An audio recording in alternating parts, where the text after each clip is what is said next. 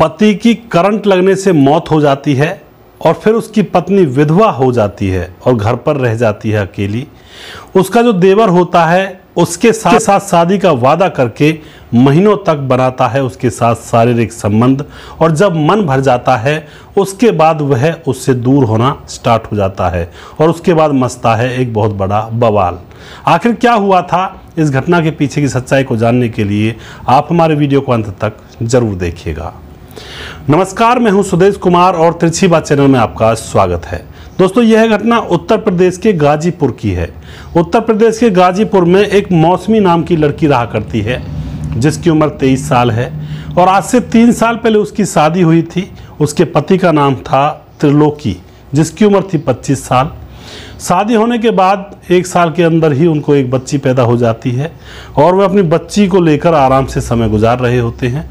कोई उनको दिक्कत नहीं थी। पति कमाने जाता, पत्नी घर पर संभाला करती थी और अच्छे से समय गुजर रहा होता है।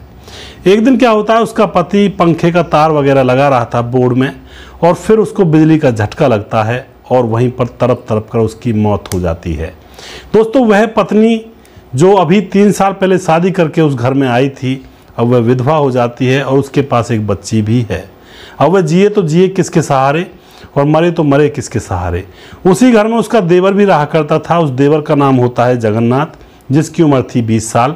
यानी कि उस घर के अंदर उस लड़की के मौसमी के सास ससुर, उसका पति और उसका एक देवर छोटा, ये लोग रहा करते थे। अब जो देवर होता है वह अपनी भाभी की तरफ देखता है तो उसके मन में गंदे गंदे विचार उठने लगते हैं। उसको लगता है कि भाई तो मर चुका है और भाभी अकेली कैसे रहा करती होगी। तो वह अपनी भाभी से बातें करने लगता है और फिर भाभी से कहता है कि भाभी तुम्हारा मन कैसे लग जाता है बिना भाई के। तो उसकी भाभी कहती है कि क्या करूं, जीना तो है, अपनी बच्ची के ऊपर जीऊंगी।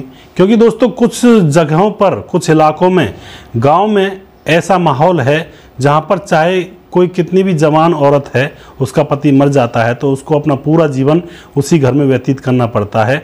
ऐसे इलाके आज भी इस देश के अंदर हैं।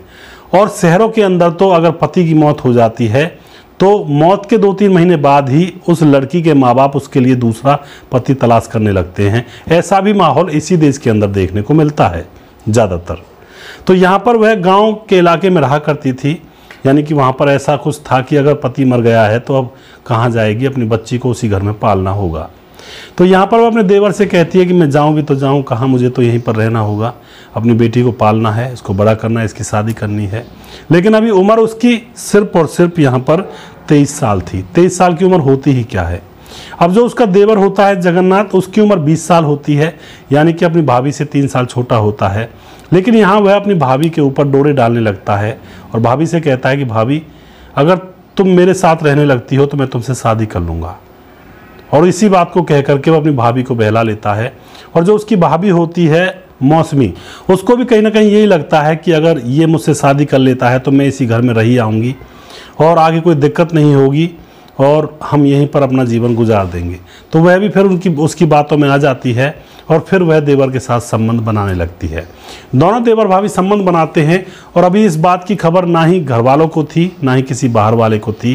धीरे धीरे समय गुजरते गुजरते 1 साल हो जाता है और वह जो देवर होता है मौसमी का, वह बार बार यही कहता है कि मैं तुमसे शादी करूँगा, कोई दिक्कत नहीं है, घबराओ मत, मैं आपकी बच्ची को अपनी बच्ची समझ कर ही पालूंगा और वैसे भी मेरे बड़े भाई की ही तो बेटी है, मेरी तो बेटी ही है। इसी तरह से 1 साल गुजर जाता है तो अब जो देवर होता है जगन्नाथ, उसका मन अपनी भाभी से भर जाता है। उसको लगता है कि मैं इसके साथ क्यों जीवन गुजारूं, ये तो विधवा है और मैं तो अपनी शादी करवाऊंगा, नई लड़की आएगी उसके साथ जीवन गुजारूंगा। क्योंकि दोस्तों, मन भर चुका था उसका, जो शादी के बाद देखता वो पहले ही देख चुका था। अब यहाँ पर जो जगन्नाथ होता है अपनी भाभी मौसमी से दूर दूर रहने लगता है। इस बात को मौसमी भांप जाती है कि इसका मन भर गया है, अब यह मुझसे पत्ता साफ करना चाहता है, यानी कि दूर होना चाहता है। लेकिन यहाँ पर मौसमी बिल्कुल भी ढील नहीं देती है। वह उससे कहती है कि तू मेरे पास आता क्यों नहीं है। तो जगन्नाथ कहता है कि नहीं भाभी, अब मैं तुमसे दूर ही ठीक हूँ, अब मेरी शादी वादी होगी तो मैं शादी करूँगा। यहीं पर जो मौसमी होती है वह एकदम से बिगड़ जाती है और कहती है कि तुमने तो मुझसे कहा था कि मैं तुम्हारे साथ शादी करूँगा और फिर तुम अब दूसरी शादी की बात कैसे कर रहे हो। यहीं पर इन दोनों के बीच में थोड़ा सा मनमुटाव होता है, लेकिन मौसमी हिम्मत से काम लेती है और फिर मौसमी सीधा पुलिस थाने में पहुंच जाती है।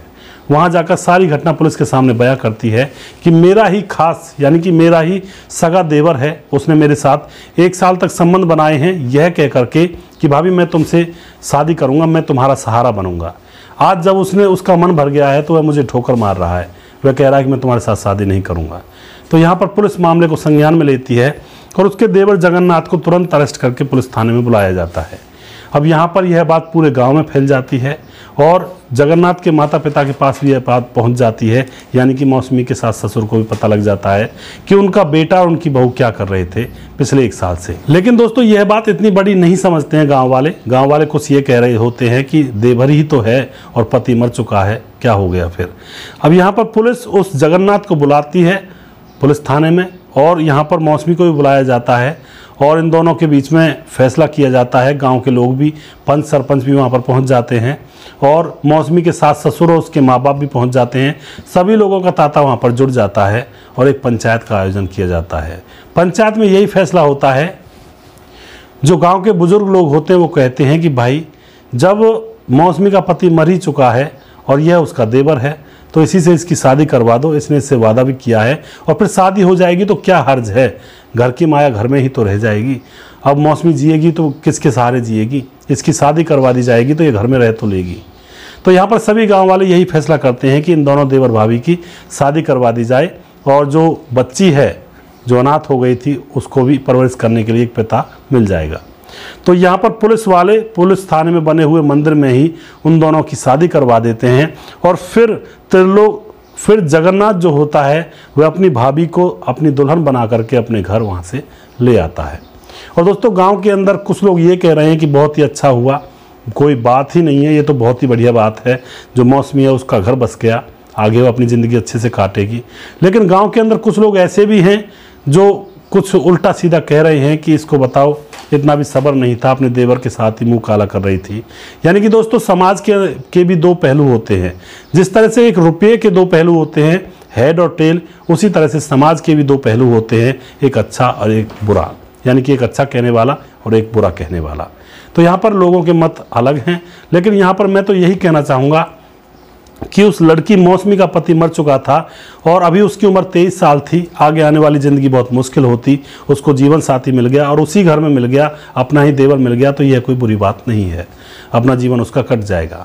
हाँ, अगर मौसमी ज़्यादा बड़ी हो जाती, उसकी उम्र ज़्यादा हो जाती, उसके बच्चे होते वो भी बड़े हो जाते 20-20 साल के, तब वह अगर ऐसा करती तो गलत था, क्योंकि तब तो बच्चों का सहारा उसके पास था, तब उसको ऐसा करना नहीं उचित नहीं लगता।